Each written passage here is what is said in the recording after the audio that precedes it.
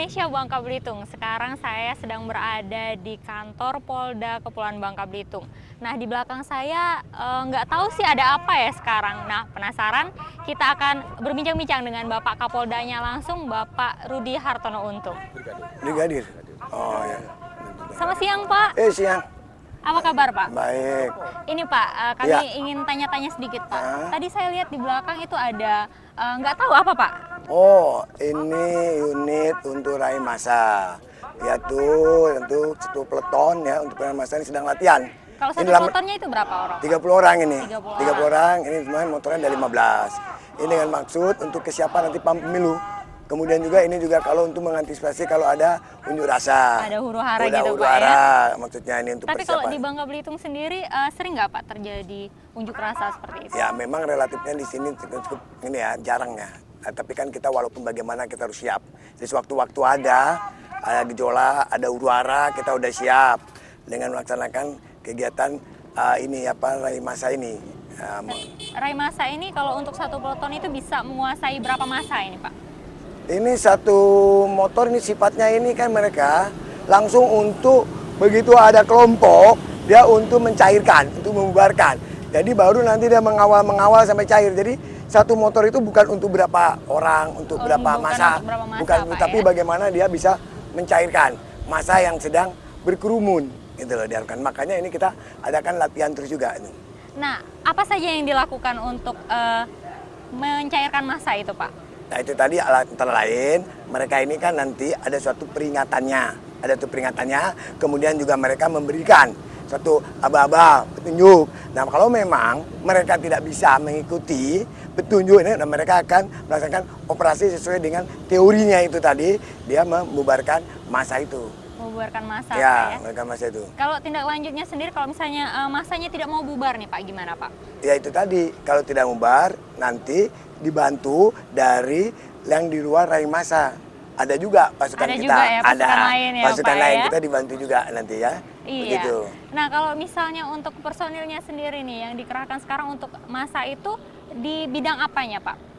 Saya kira di bidang waktu dia berkerumun itulah. Massa ini maksudnya kan tujuannya untuk membubarkan kepada siapa, bidang apa, ya itu tadi kepada sasaran itu kepada massa yang sedang berkerumun. Iya. Ya gitu loh. Kalau untuk di Bangka sendiri yang relatif rentan nih, Pak, sering terjadinya massa itu daerah mana, Pak? Saya kira ya mungkin yang sering banyak terjadi di wilayah Bangka Barat lah ya. Bangka Barat. Tapi itu juga volumenya sedikit lah ya. Sama di sinilah di Bangka Belitung sendiri, di Bangka Pinang sini.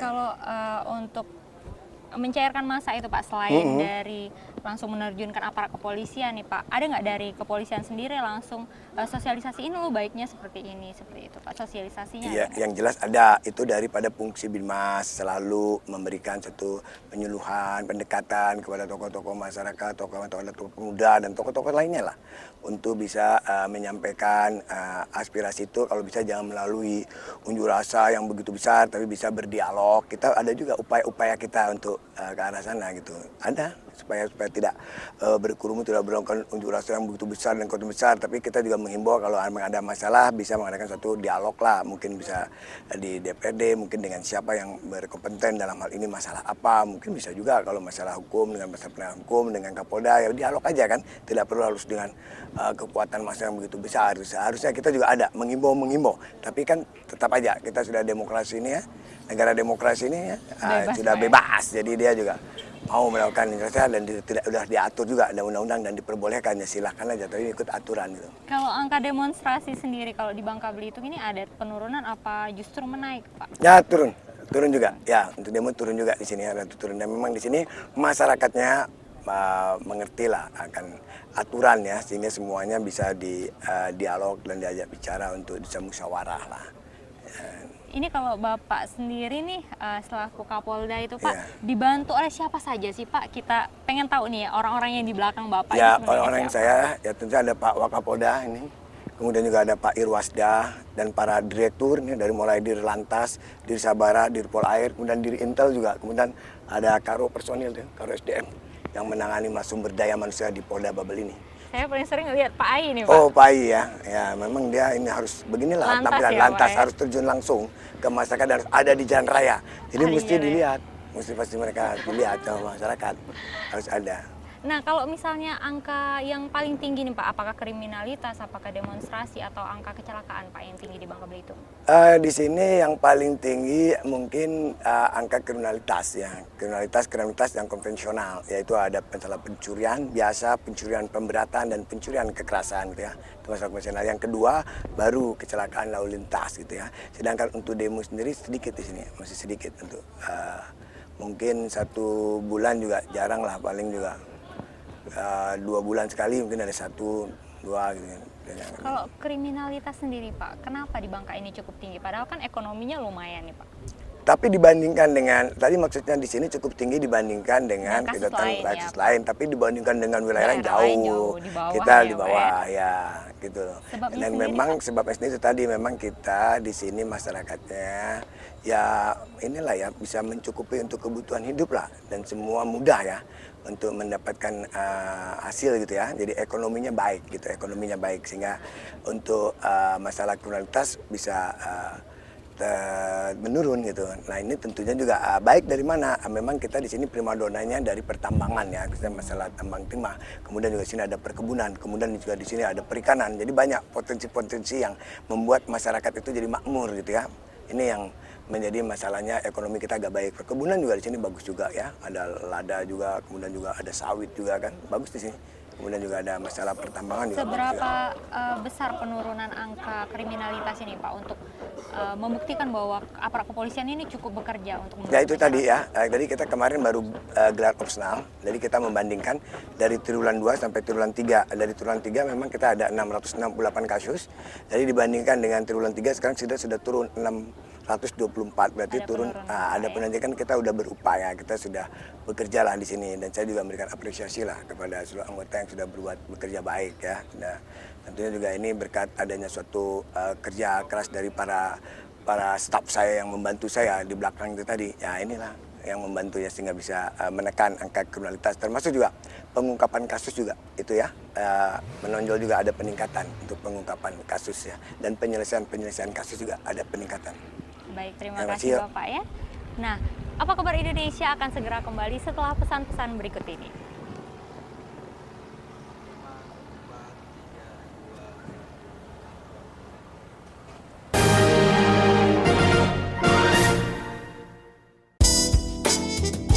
Sebuah ledakan terjadi di dekat pos polisi ujung tol Kaligawe, Polsek Genuk, Semarang. Polda Metro Jaya memeriksa artis Maya Estianty. Kabar pagi di TV One memang beda. Jalan tol Bali ini bahkan diklaim hampir mengalahkan tol dan jembatan di Malaysia, Penang Bridge. Sisa bursa saham Indonesia kembali terkoreksi tajam hingga perdagangan sore ini. 12 kontraktor kontrak kerja migas asing mengalami kerugian rupiah di 16. Pemerintah menggelar rapat koordinasi membahas suplai bahan makanan menjelang di kisaran Rp90.000 Untuk itu, SKK Migas meminta pemerintah menjaga iklim investasi agar Pemerintah menggelar rapat koordinasi membahas suplai bahan makanan menjelang Ramadan. Kabar pasar TV One memang beda. Istirahat sejenak sekaligus mengupdate informasi hingga siang hari.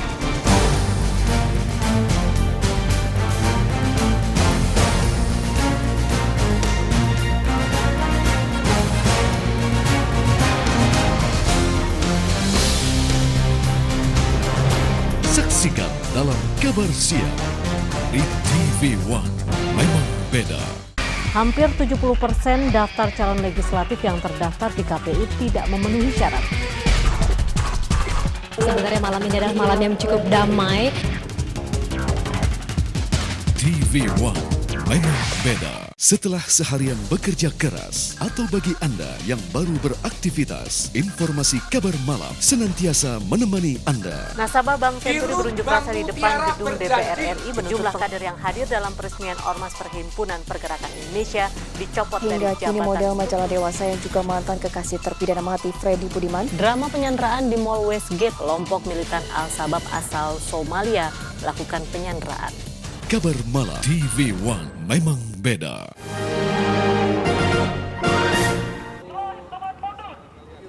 Terima kasih masih bersama kami di Apa Kabar Indonesia Bangka Belitung. Masih di Polda Kepulauan Bangka Belitung, masih bersama Pak Budi ya Pak ya? Iya. Nah, berbicara tentang Nah, itu apa Pak? Yang ada di belakang itu apa Pak? Nah ini peragaan. Peragaan. Peragaan dia mau membubarkan masa yang masanya nggak mau ikut perintah. Yang Jadi nggak dia mau bukan ikut shock perintah. terapi dia. Mereka tembakan dari tembakan gas air mata aja. Nah, ini Supaya masyarakatnya bubar nanti kalau ada begini kan. baik. Ini seru sekali ya Pak ya kita lihat Pak ya. Jadi kalau misalnya untuk latihannya sendiri nih, Ya. kalau aparat kepolisian itu latihannya berapa kali sehari atau bagaimana Pak? Nah ini tiap minggu ya, tiap Tiap minggu ada minggu. latihan. Jadi setiap minggu itu minimal 3 kali dia latihan begini tiap minggu. Karena kan banyak latihan-latihan lain yang lain lagi. Dari fungsi Sabara ini bukan hanya Raimas saja, ada Dalmas juga gitu loh ya. Ini kan tingkat kejahatan ini cukup tinggi nih Pak. Latihannya difokuskan lebih ke untuk penangkapan kejahatan atau bagaimana Pak? Ya ini simultan lah bersamaan. Jadi kita semuanya polisi ini pusat di Polda harus siap semua. Jadi kalau ada unjuk rasa juga udah siap, ada masalah kejahatan juga udah siap. Di Jadi, latihan semua, Di Pak, ya? latihan, semua fungsi kan mengadakan latihan. Jadi fungsi reserse juga mengadakan latihan, fungsi intelijen juga mengadakan latihan. Semua latihan karena itu memang ada rencana kegiatannya setiap minggu itu ada bidang bin, ada bidang op. Nah di bidang bin salah satunya itu tadi latihan. Jadi setiap minggu itu ada kegiatan bidang bin di masing-masing fungsi. Baik itu fungsi serse, fungsi lantas, fungsi Jadi sabara. semua polisi mengikuti setiap kegiatan itu Pak? Ya, kita ini setiap minggunya ada melaksanakan kegiatan ya, yaitu dua kegiatan. Kegiatan di bidang bin, kegiatan di bidang opsnal. Nah, ini salah satunya kegiatan di bidang pembinaan. Pembinaan, Ah, pembinaan masyarakat. Ah, ini ya, pembinaan Pak. ini enggak, ini latihan ini bilang pembinaan. Namanya setiap pelatihan itu pembinaan. Nanti kalau bidang operasional itu lakukan represi. Sempat deg-degan juga Pak dengarnya Pak. Ya, Langsung biasa kayak gitu ada keselamatan yang harus dicapai atau gimana Pak untuk personilnya sendiri? Oh, udah pasti bukan hanya untuk personil, keselamatannya untuk masyarakat juga. Masyarakat juga Pak Harus ya? kita jamin keselamatannya. Jadi tidak ada. Jadi jangan tidak langsung tembak gitu aja tidak, Pak ya? ini tembak juga tidak ada masalah. Ini hanya untuk shock terapi aja, untuk supaya mata aja, untuk mata aja. Tapi tidak membahayakan. Tidak membahayakan Tidak membahayakan. sebenarnya, Pak. Justru kita akan jamin setiap ada demo itu tidak boleh ada yang meninggal. Tidak ada korban. Dijamin, Pak, ya? Harus kita upayakan, kita tekankan begitu. Kita tekankan kepada semua anggota. Jadi setiap menghadapi unjuk rasa, menghadapi demo, jangan sampai ada korban meninggal dunia. Itu loh. Jadi Itu nggak prinsipnya. usah terlalu didramatisir, misalnya Nggak polisi usah. langsung melumpuhkan masyarakat gitu Nggak Pak ya? boleh, kita harus humanis. Iya, melayani masyarakat Ya, tentunya melayani Pak ya. masyarakat, jadinya.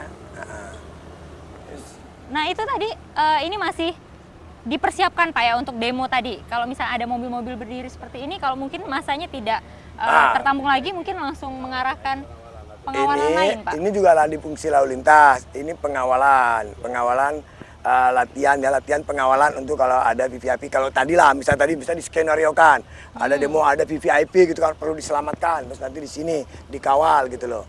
Misalnya begitu loh. Dan kalau juga misalnya ini kalau ada VVIP mau memberikan orasi, mau memberikan apa segala macam kan, Harus diamankan gitu Pak ya. diamankan. Kalau ada VVIP inilah dia. Sterilisasinya juga seperti itu. Ya, sterilisasi itu ada lagi fungsi lain. Itu fungsi intelijen itu nanti sama fungsi BRIMOB juga ada itu nanti ya.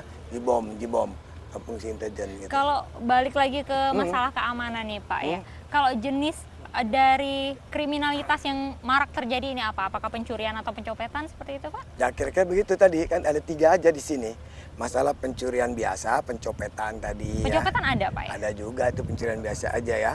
Nah kemudian juga ada masalah pencurian dengan pemberatan ya, curat, dan ada pencurian dengan kekerasan, tuh rampok, todong dan lain sebagainya gitu. Kalau pencurian pemberatan tuh malam hari lah dia curi-curi ya, masih ada. Itu aja masalahnya pencurian. Kalau hukumannya sendiri Pak yang diberikan dari aparat kepolisian kepada oknumnya itu sendiri. Nah Pak? ini hukuman kita proses, kita serahkan kepada kejaksaan, nanti yang memutuskan merencanakan tuntutan itu di jaksa. Kemudian nanti hakim yang memutuskan untuk setiap kasus yang diajukan oleh penyidik itu ya, baik itu pencurian biasa, pencurian kekerasan, pencurian pemberatan, kita hanya memberikan berkas pemeriksaan penyidikan aja kepada kejaksaan. Nanti kejaksaan yang merencanakan penuntutan dari kasus itu. Nah kemudian disidangkan, nanti keputusan ada di pengadilan. Ada di pengadilan Ya, Pak, tapi yang jelas ancaman hukumannya kan sudah ada di dalam setiap pasal yang kita kenakan itu.